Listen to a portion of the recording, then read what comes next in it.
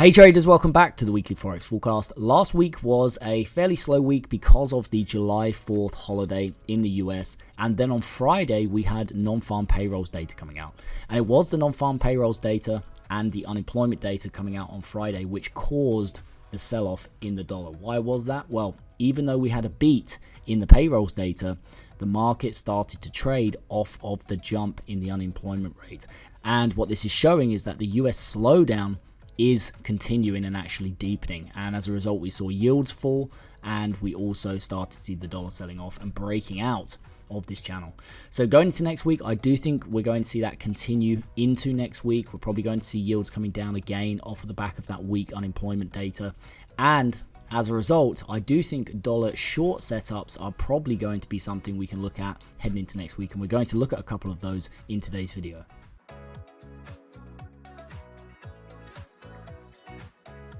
So moving on to the portfolio selection and looking at the performance metrics coming into this week, you can see the US dollar is starting to slip down, and this is because of what we saw on the non-farm payrolls, the unemployment rate, and we're starting to see a weakening now in the dollar.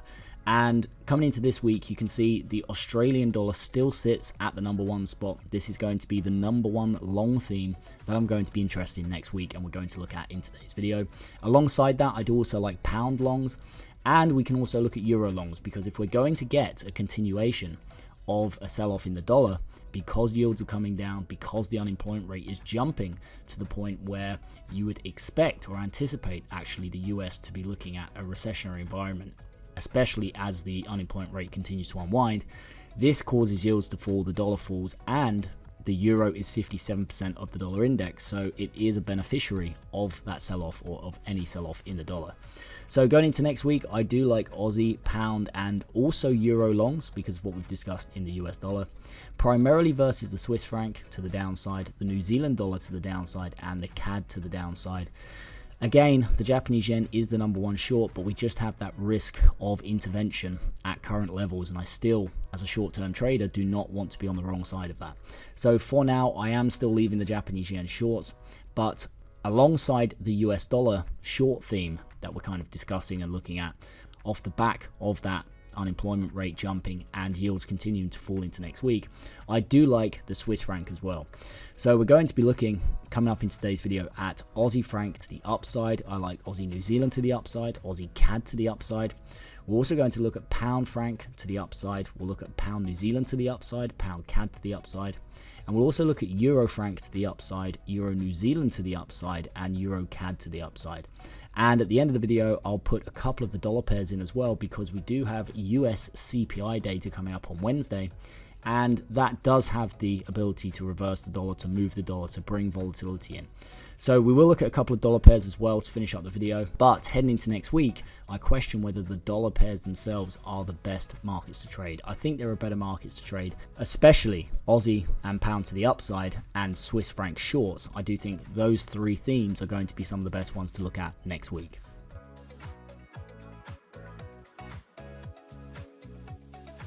Okay, so kicking off the watch list with crude oil, as we do every single week, I do only favor long positions in crude oil. You can see we do have the lower bound sitting at the 81.39. The lower bound here is roughly a 70% chance of pausing or reversing once you breach this level to the upside. And the gold level, when we're looking at this through the video, is roughly a 95% chance of pausing or reversing within the week at this level. So going into next week, I can only be a buyer of crude oil or do nothing. Selling this market is not an option. So what I want to see is, I want to see this market pull back, breach the 81.39, test this low primarily, and also, I mean, if we can breach further, the further we can push, the better, and the better chance of a reversal. If we can test this low or this low, and we start to fade on the lower time frame. So I like to drop down 15 minutes, 5 minutes, look for the fading momentum, and then I'm looking to capture 1 or 2 days to the upside. And these are the exact setups that we go through every single day with members in real time in the GMT members area. And if we breach this level, the 81.39, and we start to move all the way down to the 79.20, and it may be the case that I'm already involved in a long position and it's moving against me, or maybe I'm not involved in a long position and it just moves down to the 79.20, this would be the second place next week. I'd be looking for a 1 or 2 day reversal to the upside in crude oil. If you are trading breakout strategies, you can also look for the breakout intra-week, and very often you get 1 usually just one, sometimes two, but you do often just get one kind of bull flag setup or one kind of bear flag setup within the 4-hour time frame each week. So those are the 3 setups that I would be looking for going into next week, primarily as well breaching these levels. This is where the odds really get stacked in our favor for a pause or reversal in these assets. And these are the 3 setups I'll be looking at in all of the assets that we look at in today's video. So the first Forex pair we're going to look at is Aussie Franc. Now, Aussie Franc is a market I can only be a buyer of. I cannot sell this market because of the portfolio selection process we've been through. The Aussie is the #1 long theme, and Swiss franc shorts are also on the table next week as quite a good theme. So I do like Aussie Franc to the upside only. What I would like to see is I'd like to see this market pull back, breach the 0.59870, and this would be where I'd be looking for a 1 or 2 day reversal to the upside in this market. And if we breach this level and we come all the way down to the 0.59309, and again, I may already be involved in this and it not working, or this could just be an initial entry, but this would be the second place below the 0.59309. They'll be looking for a 1 or 2 day reversal to the upside in Aussie Franc. And of course, if you start to get a really strong market, you get a fast market and it breaks out before testing the lower bound, that's where you can look for your bull flag setup into the 0.6102.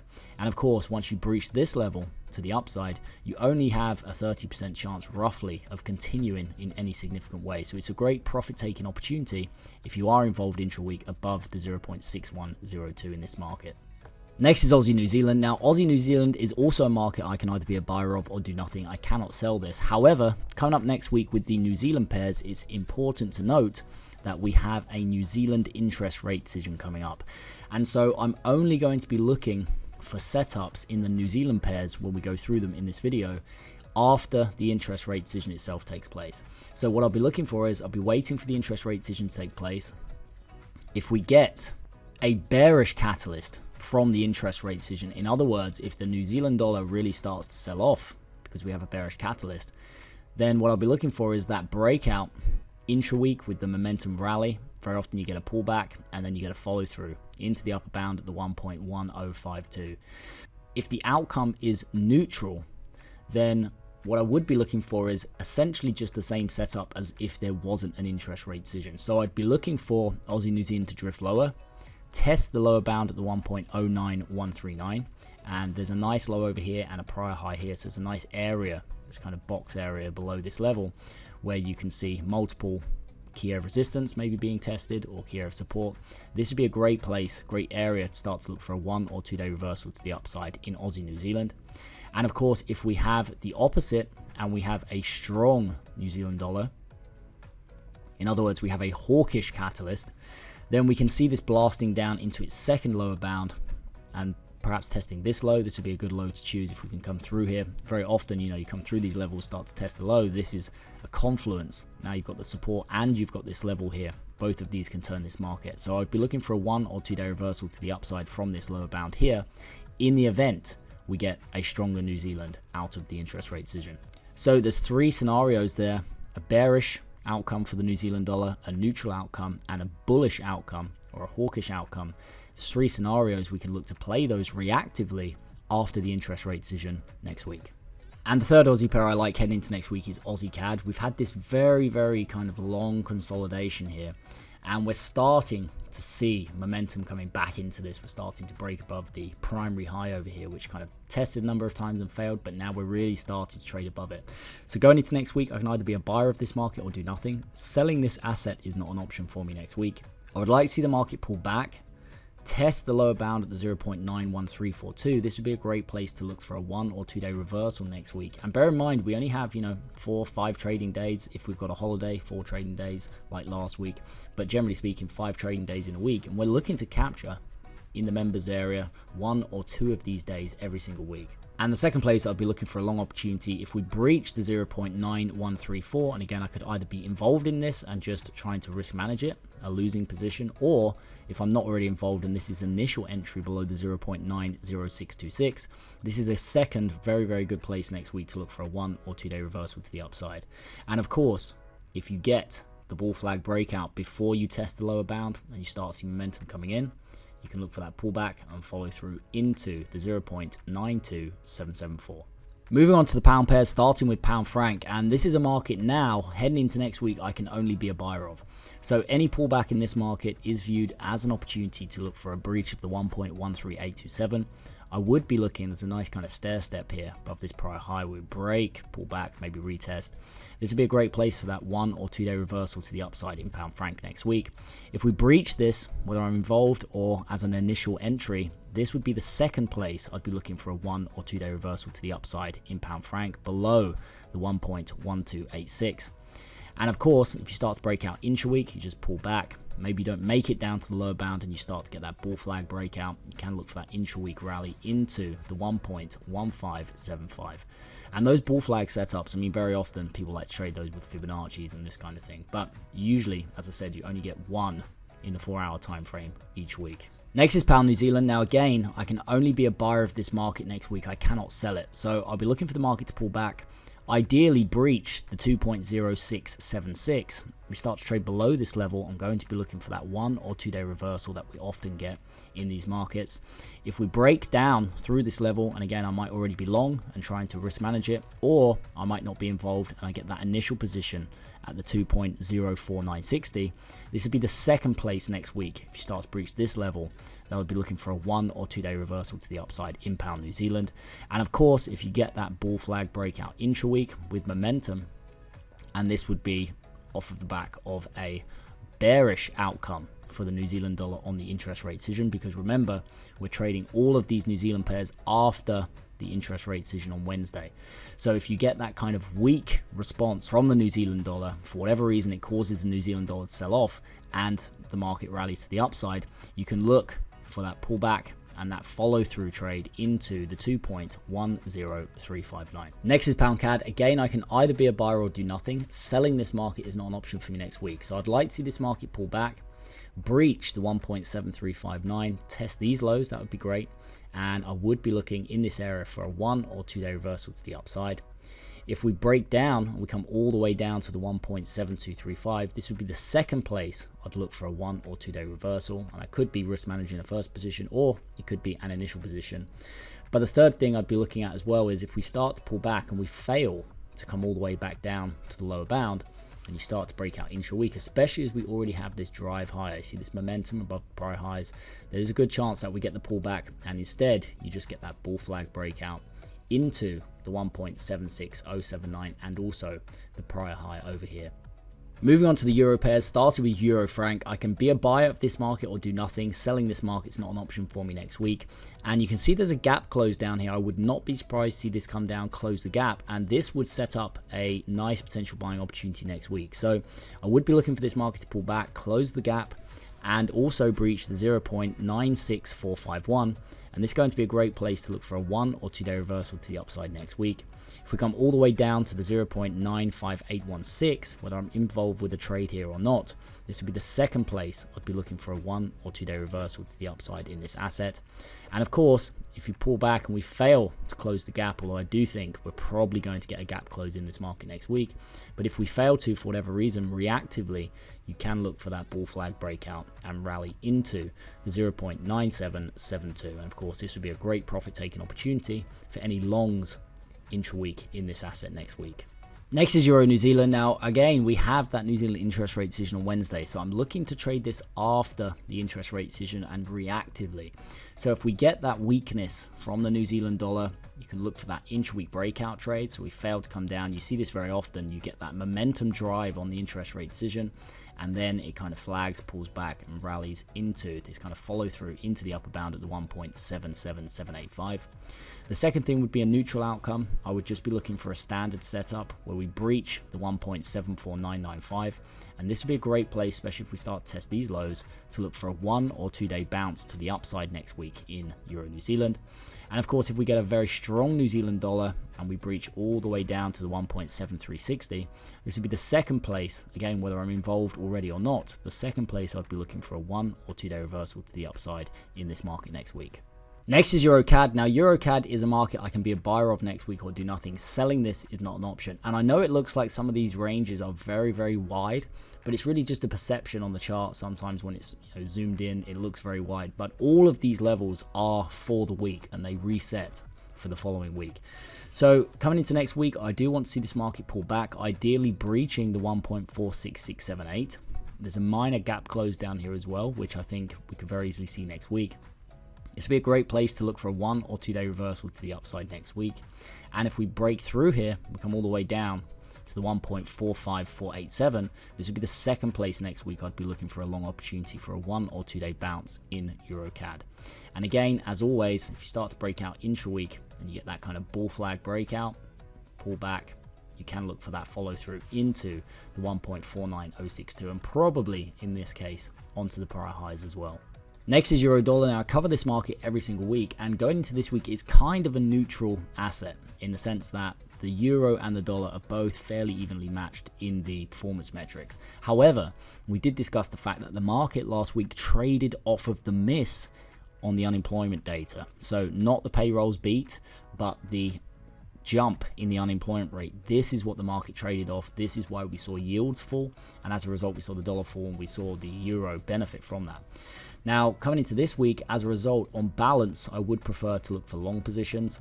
Any pullback in this market down towards the 1.07577, this is going to be the area, if we breach this level, that I'm going to be looking for a 1 or 2 day reversal to the upside in euro dollar. If we come all the way down and we breach past the first bound and we trade into the second lower bound here, especially if we take out these lows, this is going to be a great place also to look for a 1 or 2 day reversal, whether to risk manage an initial losing position or just an initial position, you know, from the second lower bound. This would be a good place to look for a buying opportunity.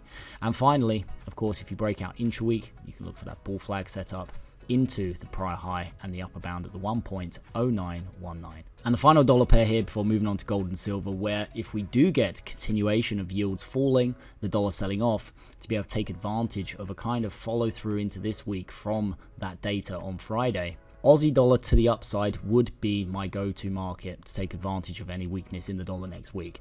So what I'd be looking for, again, of course, I can only buy this or do nothing. Selling this market is absolutely not an option for me next week.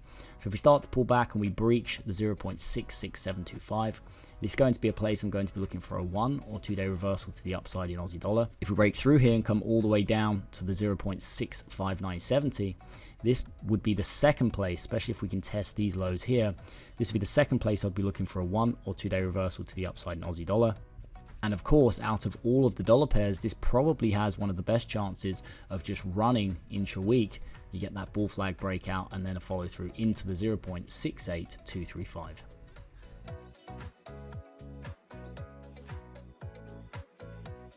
Okay, so wrapping up the video with gold and silver, starting with gold, and I have a bullish bias on both gold and silver heading into next week.